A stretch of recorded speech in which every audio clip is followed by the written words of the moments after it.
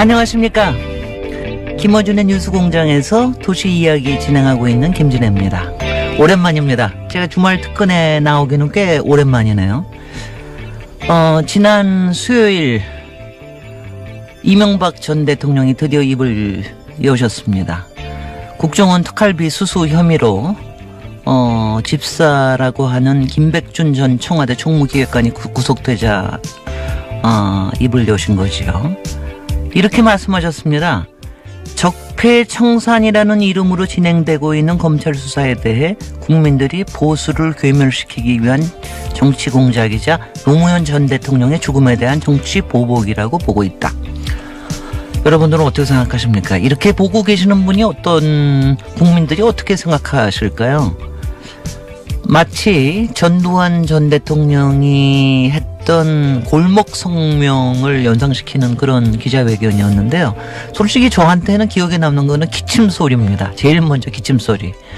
그 다음에는 제가 한 가지 놀란 거는 이명박 전 대통령의 입으로 노무현이라는 이름 석자를 발언한다는 거에 대해서 제가 솔직히는 굉장히 놀랐습니다. 전임 대통령의 안타까운 죽음까지 들먹이다니 참 정말 몰릴 때까지 몰린 게 아닌가 하는 그런 생각이 들고요. 아무리 그랬어도 전직 대통령으로서 최소한의 금도 또는 최소한의 예의 이런 거를 기대하기는 정말 난망한 것 같습니다.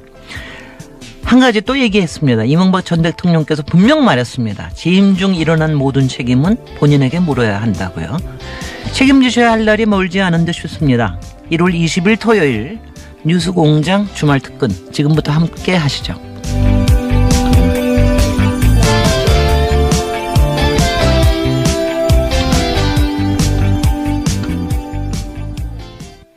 뉴스공장 주말 특근 첫 번째 순서 지난 1월 16일 3부 시간에 방송된 김동연 경제부총리 인터뷰인데요. 취임 후 사실상 첫 방송 인터뷰라고 합니다. 직접 들어보시죠.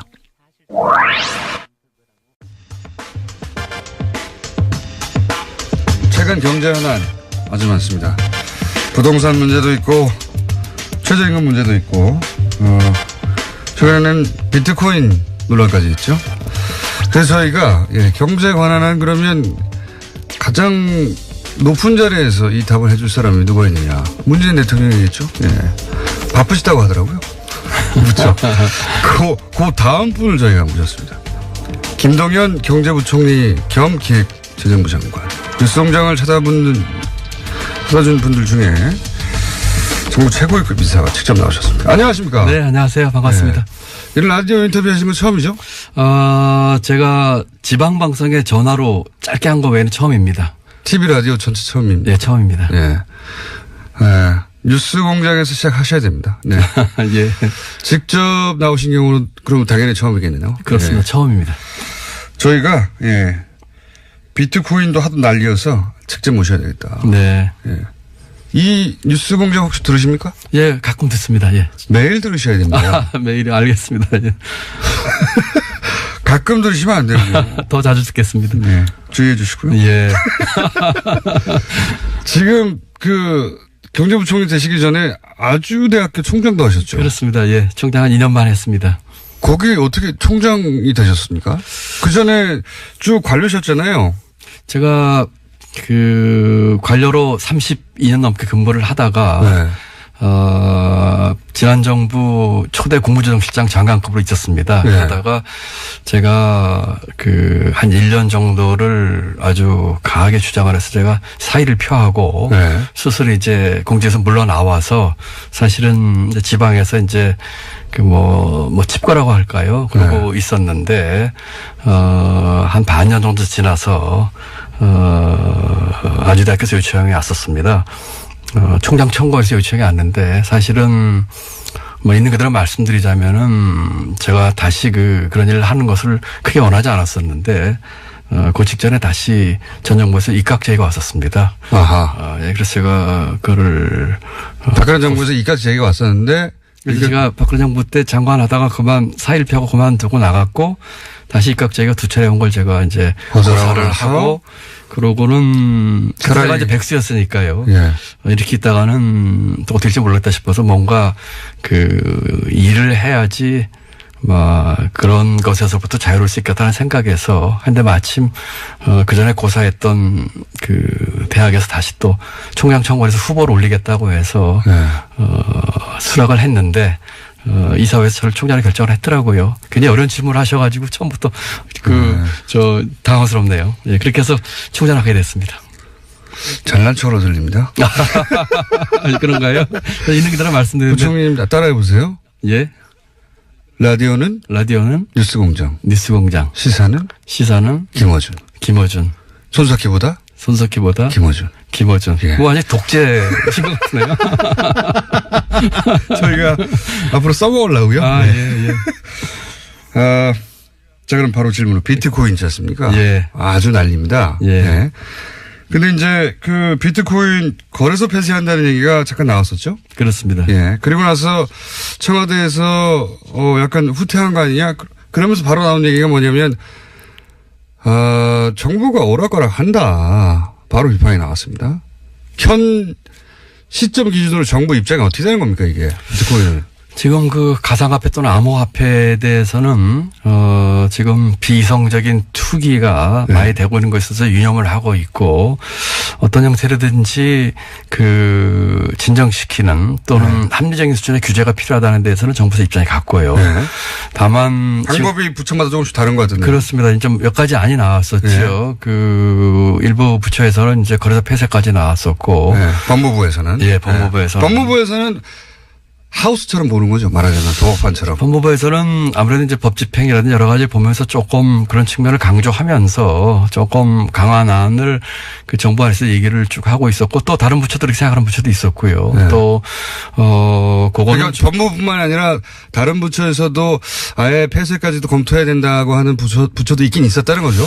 그 정도까지는 아니고 그것과 유사하게 간 부처도 있었고요. 그렇지만 뭐 폐쇄까지 이렇게 명시로까지 얘기할 정도는 아니었고 이게 이제 총리실에서 TF가 구성돼서 논의 중에 있거든요. 그래서 이제 국무정실장이 이제 팀장이 되고 관계부처 차관이 참석을 하고 있는데 거기서 여러 가지 대안이 나온 것 중에 하나가 거래소 폐쇄 얘기인데 그게 조금 이제 앞서서 말이 나오는 바람에 기대했는데 그럼 정부 안 중에 다른 것도 뭐가 있습니까? 폐쇄 말고는. 아까 말씀드린 것처럼 이제 그 합리적인 규제 수준인데 사실 이제 전 세계적으로도 여기에 대해서는 그 통일된 그런 규제에 대한 그 어떤 글로벌 스탠다드가 없거든요.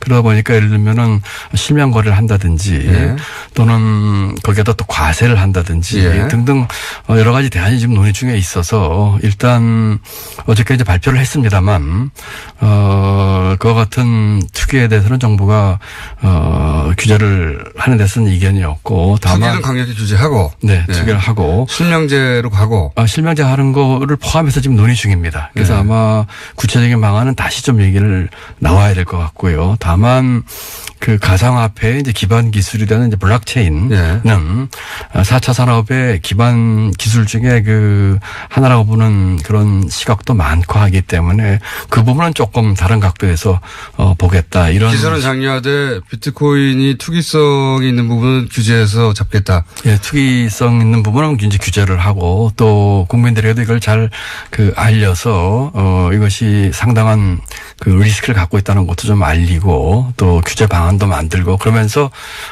이제 블록체인에 대해서는 그 기반 기술로서 우리 4차 산업혁명이라든지 앞으로 그 선도 산업 쪽에서 할 수 있는 부분은 따로 좀 균형 잡히게 보겠다 이런 시각입니다. 원론은 알겠어요. 원론은 알겠는데 이런 반론도 있지 않습니까? 이게 이제 비트코인과 블록체인이 분리될 수 없는 거 아니냐. 이걸 규제하고 이걸 살린다는 게 말이 되느냐. 뭐 이런 반론도 있어요? 블록체인은 이제 앞으로 산업에서 예를 들면 보안이라든지 물류 여러 측면에서 활용이 가능한 기반 기술이고 기반 기술이거든요. 이제 그것을 활용한 것 중에 하나가 이제 일종의 암호화폐나 가상화폐 같은 것인데 그러니까 그 기술 자체에 대해서 옛날에 이제 인터넷과 비슷한 겁니다. 인터넷 처음 나올 때는 규제하려고 했었거든요. 그런 것들을 산업적인 측면이나 경제 측면에서 어떻게 잘 활용할까 하는 측면하고 그것이 활용돼서 나온 가상화폐의 이제 투기적인 측면이라든지 문제라든지 선의 투자 피해 문제라든지 이런 부분은 또 다르게 봐야 된다. 분리해서. 예, 이렇게 봐야 되겠죠. 거래소 폐쇄가 지금 여러 방안 중에 하나로 논의되는 수준이긴 한데 그것도 여전히 살아있는 옵션이긴 한 거죠. 예, 살아있는 옵션이긴 합니다만, 그것은 정발부처 간에 아주 진지한 검토가 좀 있어야 될 것입니다. 왜냐하면은 거래소 폐쇄를 했을 때에 생기는 이런 음성적 거래 문제라든지 또 해외 유출 문제 등등 또 그 반론도 만만치가 않거든요. 그렇기 때문에 정말 좀 빡세게 좀 서로 간에 검토해야 될 것 같습니다. 제가 그 표현을 쓰고 좋아하실 것 같았어요. 어쨌든 지금 부처 간 열심히 논의 중이다. 그렇습니다. 예. 뭐 부처가 각 부처 입장별로 그 중점적으로 보는 게 다르니까 견해가 다른 거는 당연합니다. 네. 다른데 어쨌든 거래소 폐쇄도 옵션으로 살아 있는 것이고요. 예. 살아 있는 것이고 근데 이제 그게 가장 강한 조치라고 하면 그 이전에 다른 조치로 이걸 잡을 수 있겠는가 검토해보고 있는 중이고. 그렇습니다. 예. 뭐 언제 나옵니까? 조속한 시일 내에 빨리 내야 될 것 같습니다. 부동산도 왜 1차, 2차, 3차 막 대안들이 있잖아요. 1차, 3차는 아니고 이제 저희가 부동산도 쫓아가면서 대책을 내는 거는 참 현명하지 않은 방법이고요. 일희일비하지 않으면서 전체 판을 보면서 이렇게 해야 될 것이기 때문에 성급하게 쫓아가기보다는 큰 판을 보면서 제대로 할 수 있는 그런 대책을 내놔야 되지 않겠습니까? 비트코인도 예를 들어서 요 안이 통하지 않으면 그 다음은 이 안이 한다 이런 식의 플랜들이 짜지겠죠? 글쎄요. 그렇게 되기보다는 한 번에 그냥 전반적인 것을 보면서 큰 틀에서 오래 갈 수 있는 그런 대책을 내놓는 것이 바람직하다 생각합니다. 정부 대책이 잘못돼서 가격이 오른다고 하는 주장도 있어요?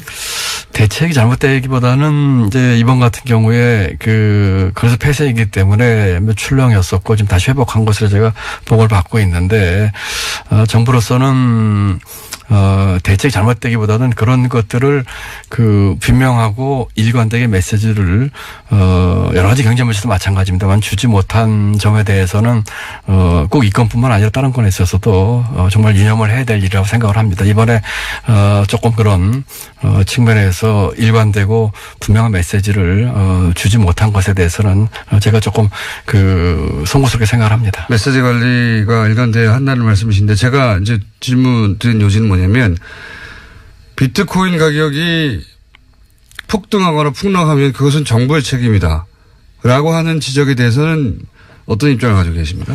그게 동의하기 어려운 부분도 있고 또 사례 들어서 일부 동의하시는 부분도 있을 텐데 지금 비트코인은 아시는 것처럼 비이성적인 투기 부분도 분명히 있습니다. 그런 부분에 대해서는 저희가 사전적으로 거기에 대해서 충분한 좋은 대책을 만들지 못했고 나타난 현상이라는 측면에서는 저희가 반성할 점도 있다고 생각을 하지만 기본적으로 그 같은 투기는 또 개인의 어떤 자기 책임하에서 하는 측면도 있거든요. 그렇기 때문에 같이 좀 균형 잡히게 봐야 될 것 같고 정부 입장에서는 조금 더 진지하면서도 좀 더 빨리 여기에 대해서 대책을 만들어서 많은 국민들이 좀 보고 이렇게 뭐라고 할까요? 거기에 따라서 이렇게 행동할 수 있는 그런 것을 조금 더 빨리 만들었었어야지 하는 생각을 해봅니다. 종합대책이 일찍 있었어야 하지만 투자는 결국 개인 책임이다. 이렇게 요약되는 겁니까? 그렇습니다. 예. 원래 이제 자기가 돈 잃고 나면 탓할 사람을 찾거든요. 네. 제일 먼저 눈에 띄는 게 정부이기 때문에. 네. 예. 앞으로 요 문제가 어떻게든 간에 잘못되면 무조건 정부 책임을 할 거예요. 예. 맞습니다. 그럴 소지가 충분히 있죠. 예. 그래서 정부 입장에서는 정부 탓을 못하게 하는 종합대책이 빨리 나와야 될 것 같습니다. 네. 네. 빨리 나오는 것도 물론이고요. 그 다음에 지금 두 가지 말씀드리고 싶은데 하나는 이 부분이 완전히 그렇게 오래됐던 아주 새로운 이슈였었고요. 그런 측면에서 하나 좀 이해해 주시면 두 번째는 정부의 어떤 정책도 모든 사람이 만족하는 정책은 있을 수가 없습니다. 결국은 그렇죠. 어떤 정책에 의해서 예를 들어서 합리정세를 규제를 한다고 하더라도 그 규제로 인해서 손해봤다거나 또는 마음에 안 드시면 반드시 있게 마련이고요. 부동산은 마찬가지고 최저임금은 마찬가지고 그렇기 때문에 최저임금으로 넘어갈까요 그럼? 예, 그렇게 좀 아시죠. 예. 최저임금 때문에 영세 자영업자들이 부담이 너무 커져가지고 이거 다 망하게 생겼다. 이런 얘기 엄청 많이 나옵니다, 요즘. 네. 이거 어떻게 보십니까? 맞는 지적입니까? 아니면 과장한 겁니까? 아니면 이거 문재인 정부 잘못되라고 저주를 하는 겁니까? 사실관계를 과장하는 건 어떤 건가요? 어제 제가 그 인천에 있는 어느 아파트 단지를 갔습니다. 그 네. 인천 가좌동이라고 하는 곳인데요. 거기를 간 이유는 그 아파트 단지에 일하는 경비원들이 계신데 지난 10월 달에 입주자 대표 회의에서 이제 최저임금이 오르니까 이분들 일부 해고합시다. 네, 그러고 예. 자동화합시다 하는 것을 그 입주자에게 투표에 붙였어요. 네. 그랬는데 작년 10월 달 일이라고 들었는데 입주자분들이 한 60%가 그걸 부결을 시키고 네. 이분들을 고용을 유지하자 우리가 그 관리비가 좀 오르더라도 유지하겠다라는 결정을 내렸습니다. 네. 결정을 내린 이유는 제가 가서 만나보니까 크게 두 가지인데 하나는 우리가 이분들이 하는 서비스를 계속 좀 받고 싶다. 네. 요새 이제 경비원들이 제일 많이 하는 일이 택배랍니다. 택배 받는 거랍니다. 그래서 이분들이 그동안 했던 서비스에 만족하고 이런 양질의 서비스를 받고 싶다는 거였고 두 번째는 그 단지가 좀 오래된 단지예요. 네. 그러다 보니까 입주민들과 경비원들이 많이 아시는 거예요. 인간적 관계 때문에. 그렇죠. 네. 그리고 이 그 경비원들 연령층이 60대 후반에서 70대 중반까지입니다. 연세가 드신 분들이에요.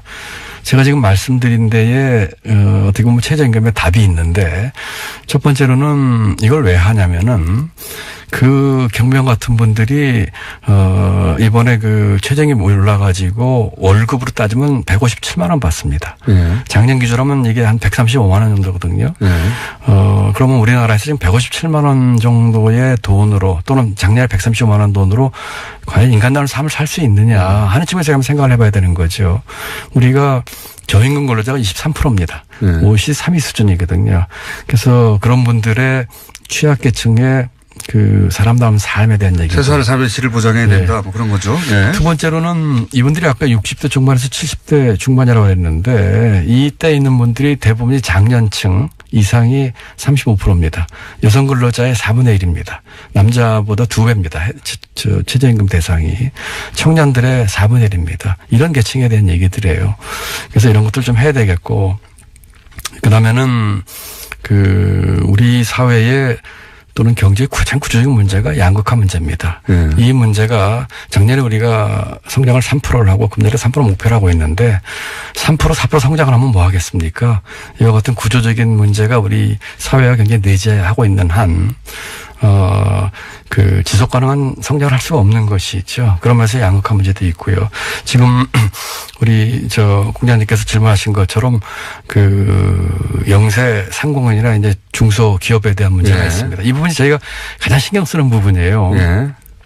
그 평균 그동안의 최저임금이 7.4%가 올랐습니다. 매년. 예. 이번에 16.4%가 오르거든요. 너무 한꺼번에 많이 올랐다는 많이 거죠? 올랐다는 얘기죠. 예. 많이 오른 부분이 뭐 숫자로 얘기하면 그렇습니다. 9% 정도입니다. 예. 그래서 정부가 이제 그 일자리 안정자금이라고 하는 예산을 투입을 해서 그 9% 오른 분에 대해서는 보전을 해 줍니다. 물론 30인 미만 그 사업주긴 합니다만은 네. 이와 같은 문제 때문에 그 죄송합니다. 다소나마 있을 수 있는 그 어려운 사업주들을 도와주기 위해서 정부가 그 굉장히 어려운 결정을 했거든요. 3조에 해당하는 돈을 가지고 그 예년보다 더 오른 9%에 해당하는 돈을 지원을 하는 것으로 했기 때문에 그 어려운 사업주분들이 일자리 안정기금요. 일자리 안정자금입니다. 예. 네.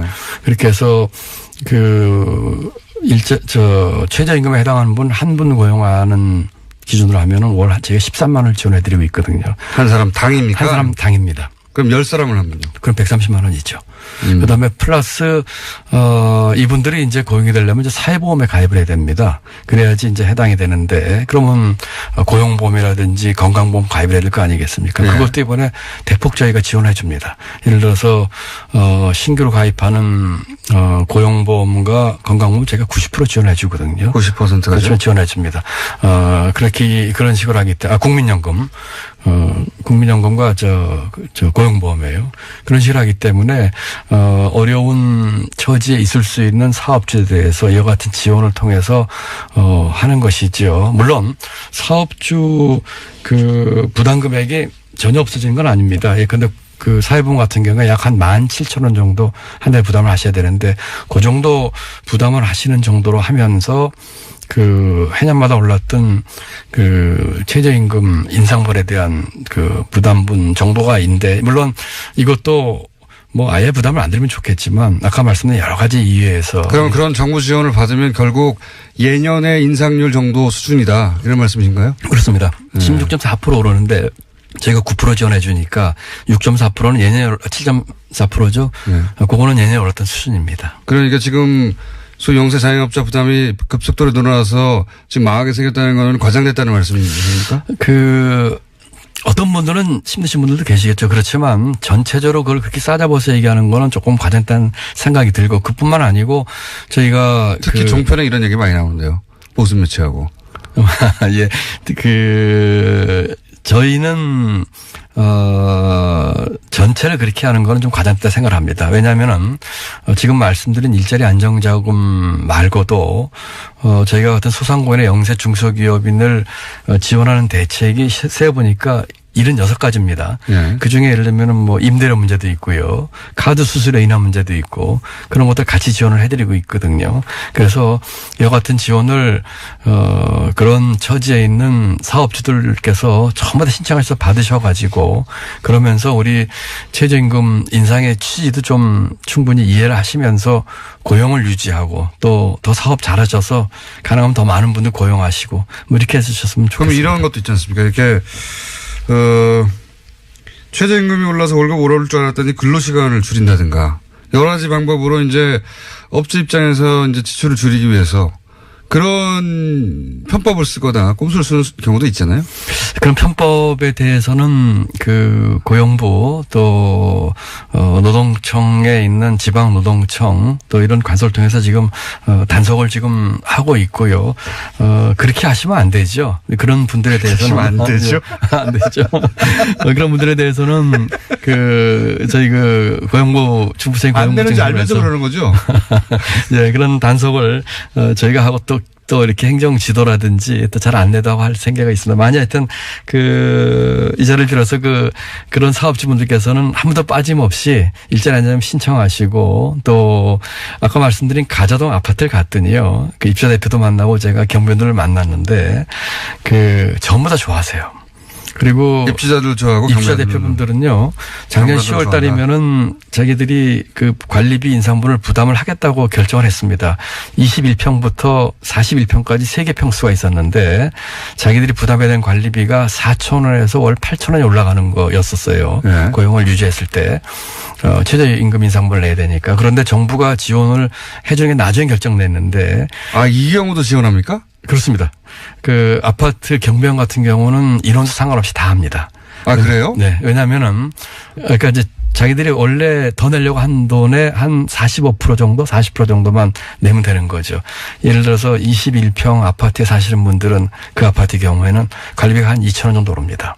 41평 사시는 분들은 4,000원 오릅니다. 그런데 만나보니까 그 경비원들 너무 고마워하면서 더 열심히 일하겠습니다 하시고요. 연세가 70 넘으신 분인데 건강해 보이세요, 일을 하니까. 그다음에 입주자 대표분들도 우리가 이런 결정인데 정부가 둬서 고맙고 이분들 계속 유지해서 고맙고 그러니까 다 해피하신 거예요. 김동연 부총리 인터뷰에 청취자 반응이 아주 폭발적이었습니다. 샤프 0901 50원 유료 문자도 쏟아지고 카톡을 비롯해서 TBS 앱 게시판에도 호응이 잇따랐는데요. 끝번호 1308 쓰시는 청취자는 김동연 부총리 출연 실화입니까? 라는 문자를 주셨고 6811번님은 대박. 김동연 부총리라니 뉴스공장의 섭외력 짱이라는 의견을 주셨습니다. 일일이 소개해드리지 못할 정도로 대박이라는 청취자 의견이 줄을 이었습니다. 4560님 경제부총리 초대한 건 신의 한 수. 차분한 목소리가 신뢰감을 주면서 내용 전달도 클리어. 청와대는 경제부총리가 직접 대변인도 하게 하라. 277번님 김 부총리께서 뉴스공장에 나와 정부 정책을 설명하고 이해시켜주니 좋네요. 라는 의견을 주셨습니다. 정말 김동연 부총리 톤 차분하고 목소리 참 좋죠. 문재인 정부에서는 사실 목소리가 안 좋으면 안 되는 정부 아닌가 싶어요. 이낙연 총리도 그러시고 김동연 부총리 또 다른 여러분들도 목소리가 차분해서 오히려 굉장히 신뢰감이 올라가는 트렌드 아닙니까? 김동연 부총리 인터뷰가 무려 40분 동안 진행됐습니다. 당초 예상 시간보다 20분 초과된 건데요. 그날 국무회의에 가시지 않고 그러면서 인터뷰를 계속하신 겁니다. 요즘 뉴스공장의 힘을 자각하신 것 같습니다. 김동연 부총리 인터뷰 뒷부분 1월 16일 4부 방송 내용입니다. 다시 들어보시죠. 잘한 거 말고는 부동산이요. 아, 부동산이요. 부동산 지금 부동산 파리 대책이 이제 한마디로 집 많은 사람들 내놓으라는 거였잖아요. 세금 올라갈 테니까. 근데 그 양반들이 오히려 집을 팔지 않아서 집값이 올라가고 있다. 이런 지적이 있습니다. 그 원인 분석이 맞는지는 모르지만 어쨌든 강남 4구의 집값은 오르고 있어요. 둘 다 묶어서 얘기해 주십시오. 그 원인 분석에 대해서는 저는 이의를 제기하고 싶고요. 네. 일부 언론에서 그런 얘기를 하는데 정확한 사실에 근거해서 얘기를 하는 게 좋을 것 같습니다. 지난 4, 5년 동안에 그 최근 그 부동산 거래 그 기간, 역시 12월이면 12월에 지난 4, 5년 동안의 거래 건수하고 작년 거래 건수를 보면 작년에 더 많습니다.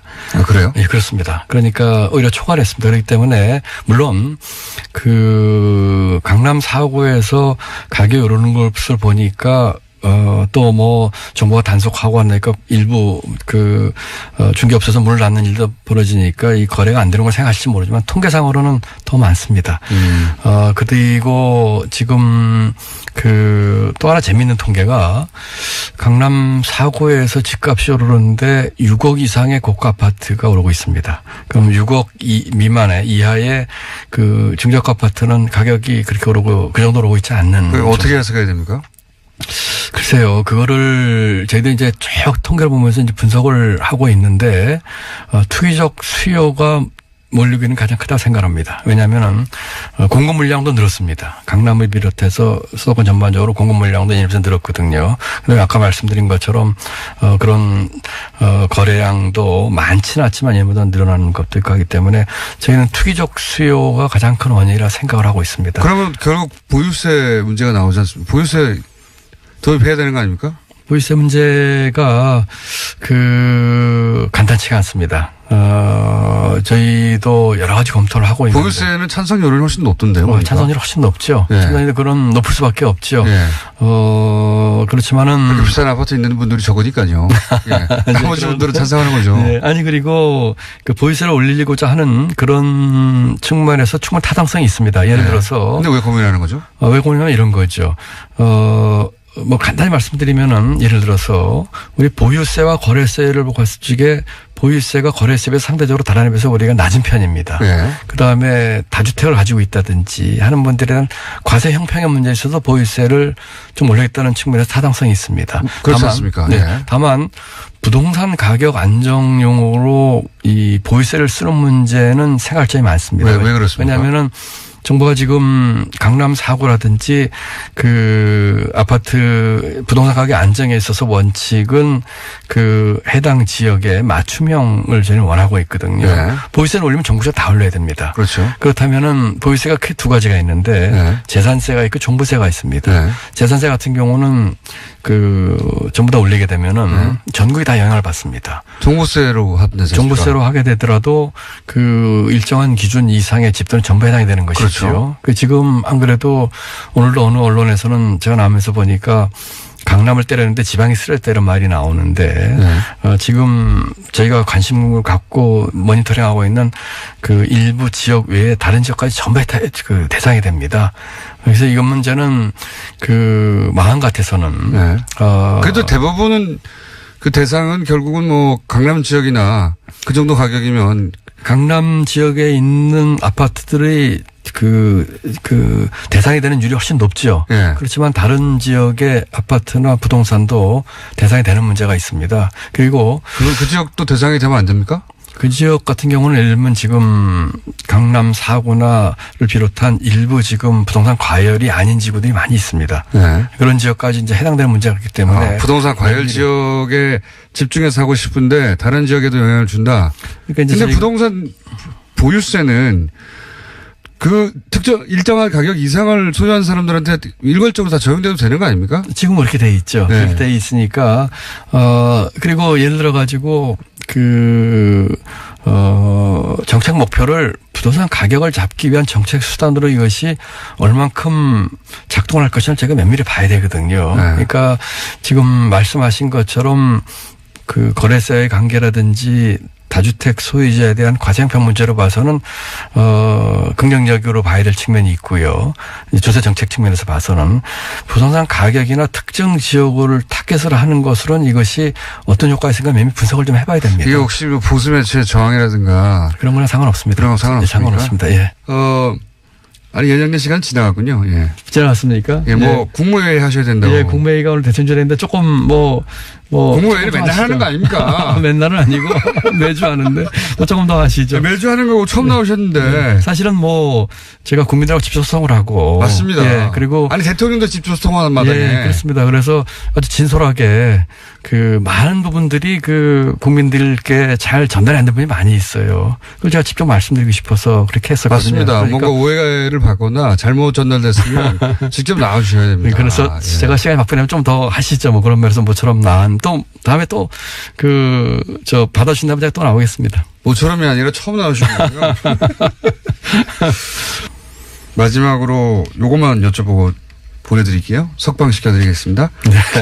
지금 제가 감옥에 갇혀 있습니까? 네, 기재부가 다스의 예. 3대 주주 아닙니까? 예.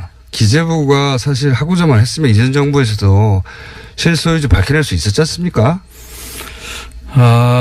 기재부가 이제 상속세 때 이제 물납을 다수 주식을 받아서 지금 19.9%인가요를 지금. 예, 3대 주주. 소유를, 예, 3대 저희는 주주. 3% 가지려고 이렇게 노력하고 있는데 이미 19% 가지고 있잖아요. 지금 프란더스계에서 네. 3% 하는 전혀 문제 없으시잖아요. 네. 그렇게 이 기업의 투명성을 위해서 하는 그런 민간 활동을 충분히 이해를 하고요. 제 말은 기재부가 할 일을 안 했지 않냐. 아니, 기재부에서는요. 네.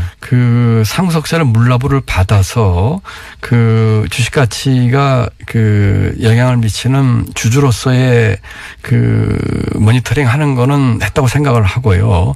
다만 이것이 이제 실제 소유자가 누구냐 하는 문제는 지금 이제 검찰에서 지금 수사 중에 있기 때문에. 그럼 이건 어떻습니까? 물납으로 받을 수는 있는데 비상장 주식을 다른 주식, 그러니까 상장 주식도 분명히 소유하고 있었고, 예, 이 상속세를 낼 주체가. 게다가 회원권이라든가 황금성 훨씬 황금할 수 있는 요건이 강한 그런 다른 부동산이라든가 할 수 있는데 그거 안 하고 비상장 물납으로 받았다. 그거는 좀 오해건 오해십니다. 지금 저희가 국세를 받는데 이제 현금이 있으면 받겠죠. 상속세를. 현금. 예. 그다음에가 국공채입니다. 예. 두 번째가. 세 번째가 상장된 주식입니다. 상장된 주식을 소유하고 있었다고 하더라고요. 상장된 주식을 규제가 있는 상장 주식 제가 했는데 제가 알기로는 그것까지는 모르겠으나 아마 그러진 않았을 겁니다. 그다음에 그랬다고 하던데요. 그러지 않았을 겁니다. 왜냐면은 기재부라고 변호해 주시는 거 아닙니다. 네. 제가 변호를 생각하고 만약에 제가 잘못했다면 밝혀내야죠. 세 번째가 그다음에 이제 부동산입니다. 네. 그다음에 비상장 주식인데 다만 제도적 잘못돼 있는 게 하나 있었어요. 그걸 이번에 고쳤는데 부동산에 이제 저당권이 설정됐을 경우에 부동산을 물납을 안 받은 겁니다. 저당권 100만 원 설정되어 있는데. 소액이라고 제가 들었는데 네. 근데 그때 규정상에 돼 있었어요. 그러다 보니까 이제 비상장을 받았는데 이번에 그래서 제도를 고쳐서 부동산이라고 하더라도 저당권 여력이 있는 경우에는 저희가 먼저 받도록 비상장 주식들 이렇게 고쳤습니다. 그거는 제가 이번에 시정을 했고요. 기재부가 이전 정부 시절에 다스 물납 요건을 굉장히 물렁하게 적용해가지고 비상장 주식으로 처리하게 용인해 준 측면이 있다. 이거 꼼수다. 저는 거기 동의하지 않는데요. 네. 잘 몰라서 그러시는 거 아닙니다. 아니에요? 그렇지 않습니다. 제가 기재부의 지금 책임자인데. 안항구 청장님하고 한번 붙어보셔야 될 것 같은데. 우리 안홍구 청장은 저하고 공무원 시험도 동기고요. 네. 아주 훌륭하신 분이고. 그분은 백수예요. 부총리가 됐지만 부총님은. 안 청장은 이제 국세청에서 대구 청장까지 하셨죠. 아주 훌륭하신 분이고. 네, 그분은 이게 봐줬다고 하던데요, 이거. 아닙니다. 그거는 네. 물론 제가 이제 그 일에 직접 관여하고 있지는 않습니다만 이런 거죠. 규정에 따라서 했는데 규정의 잘못이 있었죠. 말씀드린 것처럼 부동산 저당권 문제가 있었기 때문에 물납을 비상장 주식을 규정이 잘못됐다. 그렇죠. 그래서 규정을 고친 거죠. 네. 그리고 기획재정부 장관이시다 보니까 자꾸 아닙니다. 그거는 제가 보는데 기획재정부 다스는 누구 겁니까 그래서? 그거는 이제 검찰에서 밝혀지겠죠. 그거 어떻게 생각하십니까, 개인적으로는? 뭐 개인적으로 제가 뭐 별 생각이 없고요. 제가 생각 있으시겠죠? 아닙니다. 제가 그 넘어가기 전에 기재부 얘기를 드리자면은 제가 기재부에서 오랫동안 공직생활을 했는데요. 제가 20대 중반부터 했으니까요. 기재부 공무원들이 뭐 혹시 실력이 부족하거나 뭐 그럴 때는 있을지 모르겠지만 적어도 이런 문제에 있어서 불편하거나 부당하거나 편법적으로 처리하고 그러진 않습니다. 그런 적은 있습니다. 장관님은 안 그러신 것 같고 네. 장관님 주변에도 안 그러신 것 같은데 네. 그럴 사람도 있을 수도 있습니다. 네, 뭐 그거는 인정합니다. 그러니까요. 그런 사람들 그렇게 했을 수도 있어요. 네, 네. 그건 뭐 인정합니다. 어쨌든 다스가 근데 누구 건지 모르신다고요? 예, 저는 뭐 지금 누구 걸 것 같습니까, 그럼? 뭐 그거는 제가 이 자리에 있는 사람이 와서 그런 얘기하는 거는 뭐 적절치 않고 앞으로 이제 검찰 지금 수사 중이고 매우 국세청 적절한데. 세무조사까지 있으니까. 예. 그래도 뭐 짐작은 있으시죠, 짐작은. 글쎄요, 저는 사실은 솔직히 말씀드려서 다스라는 것에 대한 내용을 안 게 불과 몇 년 안 됩니다. 그 전에 이런 게 있는지도 몰랐어요. 다스 누구 겁니까? 묻기 시작한 게 얼마 안 됐어요. 예. 네, 그렇습니까? 어쨌든 다스란 자체에 대해서도. 잘 모르신다? 예. 아니, 지금 어쨌든 검찰의 수사 중이니까. 짐작이 있잖아요, 짐작이. 개인 짐작. 지배하시게 정하는데 검찰 수사 이제 국세청 세무조사를 보시죠. 곤란하시네요. 네. 예. 근데 우리 공장님이 물어보시면 물어보시고 제가 하고 싶은 얘기는 하나도 못하게 하시는 것 같으네요. 많이 하셨어요. 그렇습니까? 진짜로. 근데 네. 보니까 방송에 맞는 체질이신데요. 그렇습니까? 네. 예. 자주 나오셔야 될 것 같아요. 예, 제가 자주 나오겠습니다. 그리고 말씀드린 것처럼 국민하고 직접 소통하고 싶습니다. 그리고 저희가 하고 싶은 일 알려드리고 싶고요. 예를 들어서 월간 김동연 어떻습니까? 월간 김동연. 예, 고려해 보겠습니다. 한 달에 한 번 정도는 한 달에 한 번 나와가지고. 하시죠, 뭐. 약속하셨어요? 네, 하시죠, 뭐. 한 번 정도 하시죠. 말 바꾸기 없게요. 네, 대신에 좀 너무 물어보시기만 물어보지 마시고 저도 좀 하고 싶은 얘기를 저도 해주시죠. 장사를 해야 되고 부총님도 장사해야 되니까 알겠습니다. 서로 장사하는 것으로 그렇게 하겠습니다. 예. 자, 예정된 시간을 훌쩍 넘어가지고 국무회의가 뭐가 중요하냐. 직접 국민과 만나야 한다. 그래서 20분 이상 국무회의에 지각하게 생겼는데 저희는 알 바가 아니죠. 자. 혹시 인사하실 말씀 있습니까? 인사요? 네. 우리 애청자분들께. 네. 혹은 뭐 국민여러분께. 예, 새해 복 많이 받으시고요. 이렇게 뉴스공장을 통해서 우리 국민여러분들과 직접 소통에 대해서 정말 반갑고 감사한 생각입니다. 금년에 저희는 국민소득 3만 불 시대를 맞이할 것입니다. 또 그렇게 하도록 최선을 다하겠습니다. 그렇지만 그와 같은 3만 불 시대에 걸맞는 우리 국민 삶의 질은 과연 되냐에 대해서 저희가 많은 생각을 해야 될 것 같습니다. 그런 측면에서 실질적으로 국민의 삶이 이렇게 좋아지고 또 체감할 수 있게끔 우리 성장의 과실이 골고루 돌아갈 수 있게끔 최선을 다하겠습니다. 또 일자리 부총리님 저희 방송 끝날 시간 다 됐어요 이제. 그럴까요? 역공이시네요. 네. 어쨌든 반갑습니다. 또 자주 뵙게 되길 희망합니다. 감사합니다. 네, 지금까지 월간 부총리 저희 코너명 정했거든요. 이미 월간 부총리 첫 시간이었습니다. 김동연 경제부총리였습니다. 감사합니다. 네, 감사합니다. 수고하십시오. 네. 비트코인 투기 과열, 강남 부동산 급등, 그리고 다수 주식 물란 문제, 최저임금 상승 부작용 우려까지 국내 경제 현안에 대한 차분한 진단, 그리고 정부의 대응에 대한 친절한 설명 때문에 청취자들이 열렬한 호응을 보내주신 것 같습니다. 경무에도 불구하고 앞으로 또 직접 소통을 위해서 김동연 부총리께서 한 달에 한 번 고정 출연을 약속했습니다. 월간 부총리 코너. 이 대박이 예상되죠. 매월 초에 진행된다고 그러는데요. 아주 기대됩니다.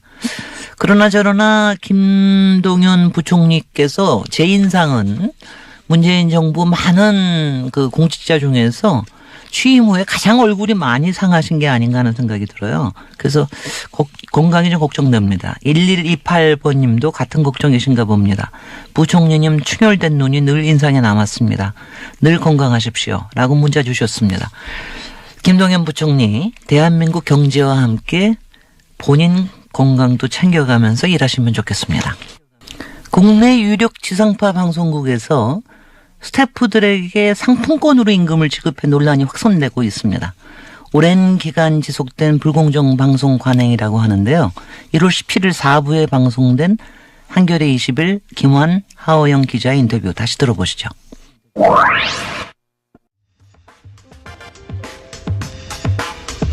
자, 어제 시간이 2분밖에 안 남아가지고 단 2분 인터뷰로 상품권 페이를 실검 2위에 올렸던 한겨레 20일 김환 기자 있죠. 그리고 또 저희 고정 패널을 하다가 밉상이 된 이후에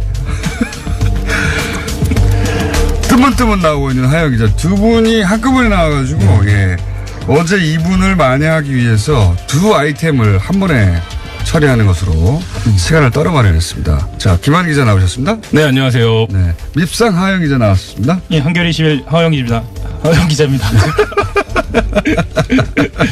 세 분이 나오셨는데 어제 못된 얘기도 짧게 하고 그리고 또 밉상 하영 기자가 특종을 들고 왔어요, 사실은. 그래서 어제는 2분 드렸으니까 오늘 3분 드리겠습니다. 네, 210초 정도. 네, 210초.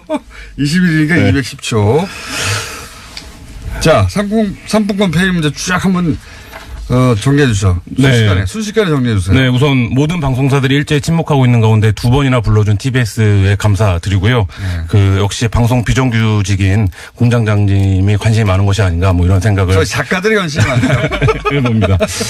이 상품권페이 문제는 지상파 방송과 CJEN, 그러니까 우리 주요 방송사들에서 제작비를 외주 제작사의 스태프들에게 주면서 인건비로 주어야 할 금액을, 그러니까 현행 근로기준법 상에는 인건비가 현금으로 정기적으로 주도록 이제 법으로 규정이 되어 있는데요. 지상파만 그렇습니까? 아니면 지상파 외 종편들도 이러고 있나요? 종편들도 그런데 저희가 이제 지금 광범위하게 제보는 종편들도 뭐 물론 당연히 그런다는 제보들이 있고요. 그러니까 방송사들의 뭐랄까요, 오래된 관행 혹은 내지는 나쁜 습관 혹은 뭐 나쁜 처리 방식이군요, 이게. 네. 그들은 이제 관행이라고 부르는데 일단 위법적인 요소들이 있는 형태로 해서 제작비 협찬으로 들어오는 상품권으로 페이를 주는 사례를 저희가 이제 고발을 했고요. 저희가 이제 보도한 사례를 보면 SBS의 동상이몽이라는 프로그램을 찍었던 감독님 같은 경우는 임금 6개월이나 밀렸는데 그 밀린 임금 6개월을 4개월 후에 상품권 900만 원으로 받는 사례까지 있을 정도로 굉장히 좀 악질적이고 그 방송사 내의 차별 구조와 갑질 관계를 극명하게 보여주는 이런 문제로 저희가 상품권 페이를 고발을 했습니다. KBS의 사례도 그때 보도가 됐던가요? 네, KBS에서도 다 아실 텐데요. 개그 콘서트가 개콘 같은 대표적인 프로그램. 네, KBS가 이제 공채 개그맨들을 뽑아서 이제 개그 콘서트에 출연을 시키는 방식인데요. 이 개콘에 보면 바람잡이가 있습니다. 방송 앞뒤로, 그러니까 앞이랑 중간. 네. 그러니까 지금 방송에 안 나오지만 네네. 현장에 가면 현장에 가면, 그러니까 방청객들을 웃기고 현장 분위기를 호응을 끌어내는 게 굉장히 중요하기 때문에. 네, 그 바람잡이들의 임금을 상품권으로 거나 혹은 주지 않거나 아예 뭐 이런 일들이 있었고요. 그다음에 조금 정정하자면 그 개그 콘서트 같은 경우 관행적으로 출연하는 사람이 그 코너를 진행하기 때문에 그러니까 앞이나 뒤에 이 바람 잡는다라는 그런 대목을 진행하기 때문에 주지 않는 게 관행이고요. 대신에 이 바람을 잡는 이 중간 MC, 사전 MC를 다른 예능에서 씁니다. 예를 들면 일대백이라든가 공개 녹화 프로그램에서 쓰고는 이제 상품권을 지급하는 경우가 많아서요. 그렇게요. 그 SBS에도 이제 웃음을 찾는 사람들이라는 지금은 종방된 공개 녹화 형태의 코미디 프로그램이 있었는데 이 프로그램에서도 이제 개그맨들이 바람을 잡으면 상품권을 이제 앞바람은 2장, 그다음에 중간에 잡으면 뭐 1장 이런 식으로 해서 이제 상품권으로 페이를 지급하는 사례들을 확인을 했습니다. 종편은요? 종편은 뭐 돈을 떼먹었다라는 제보가 더 많을 정도로. 아예.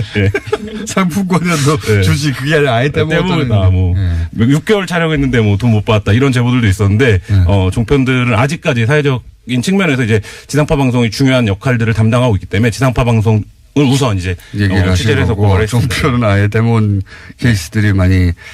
그러니까 이제 그 방송사 이게 영화도 마찬가지인데 사실. 그렇죠. 영화 같은 경우는 노조가 각 직역별로 생겨가지고 좀 많이 좋아졌습니다.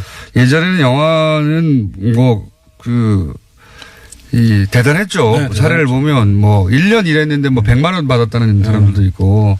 영화 같은 경우에는 지금 이제 지적해 주신 대로 그 표준 계약서가 도입이 됐습니다. 몇 년 전에. 그래서 그 표준 계약서가 도입된 이후에는 그 임금 문제라든지 노동 환경이 많이 개선이 됐는데 방송은 뭐 아직 계약서도 안 쓰고 일하는 것이 더 많을 정도로 그 산업 규모나 우리가 이제 흔히 접하는 빈도에 비해서는 굉장히 산업 체계가 안 잡혀 있는 이런 상태입니다. 알겠습니다. 이것은 노동부 장관이 실태 조사를 해서 예, 조치를 해야 될 사안 같고 어제 저희가 상품권 페이 기사를 사실은 오래전에서 나왔는데 너무 짧게 해가지고 이제 1+1으로 한번 더 다뤘습니다. 네, 오늘도 상품권페이 기사를 검색하시면 고용노동부 장관의 최신 입장을 검색해 보실 수 있습니다. 김한하영 기자였습니다. 감사합니다. 네, 감사합니다. 안녕. 상품권 페이 관행 때문에 고생하는 분들이 많지 않은가 하는 생각이 듭니다. 아직 이 뉴스가 사실은 교통방송에서 이거 다루는 것도 녹록치 않았다고 합니다. 한겨레 21의 두 기자와 뉴스공장 제작진이 애를 참 많이 썼다는 후문입니다. 임금을 상품권으로 지급하는 문제뿐만이 아니라 한국 방송계에는 모순투성이입니다. 청산해야 될 잘못된 관행이 하나둘이 아닌 겁니다. 프리랜서, 파견직, 계약직, 도급직, 인턴직 싸게 쓰고 쉽게 자르는 방송계 비정규직 문제도 그렇습니다. 방송국을 비정규직 백화점이라고 하는 이유입니다. 그래서 지난 연말 방송작가 노조도 출범했고 최근에는 다른 방송계 비정규직 조종사자들도 노조 결성하는 움직임이 있다고 합니다. 의례 반란과 의식 있는 행동 격하게 응원합니다. 힘내십시오. 요즘 젊은이들 유행어에 이런 말이 있죠. 뭐래? 저도 처음 이런 말 들었을 때 이게 뭔가 그랬는데 요새 그 여러 가지 움직임, 정치적인 움직임이나 남북 대화, 그 남북 평화에 관련돼서 움직이는 이런 것에 대해서 자유한국당의 주요 당직자들이 이런 쏟아내는 발언을 보면 정말 이 말 떠오릅니다. 뭐래? 뭐래? 소리가 저절로 나오는 일이 또 있습니다. 평창 동계올림픽 남북 선수단이 동시 입장해서 하는데 그럴 때 한반도기가 안 된다. 인공기도 안 된다. 이런 말을 하시는 다른 또 야권 지도자도 계십니다. 이게 국민들께서요, 다 그럴 거예요. 그럼 뭐라는 거야 도대체. 그럼 뭐 들고 나오라는 거야. 태극기 들고 나오라는 거야. 뭐야. 뭐래. 이런 말 좀 국민들이 안 했으면 좋겠습니다. 이분들 진짜 본심이 북측 선수단의 올림픽 참가를 반대하는 걸까요? 남북 해빙과 남북 화해 그리고 세계 평화 분위기가 마땅치 않은 걸까요? 이래 더 이상 국민들로부터 뭐래? 소리 들으면서 대통령 되기는 쉽지 않다는 사실 꼭 전해드리고 싶습니다. 뉴스공장 주말 특근 오늘 준비한 순서는 여기까지입니다. 저는 또 돌아오겠습니다. 안녕.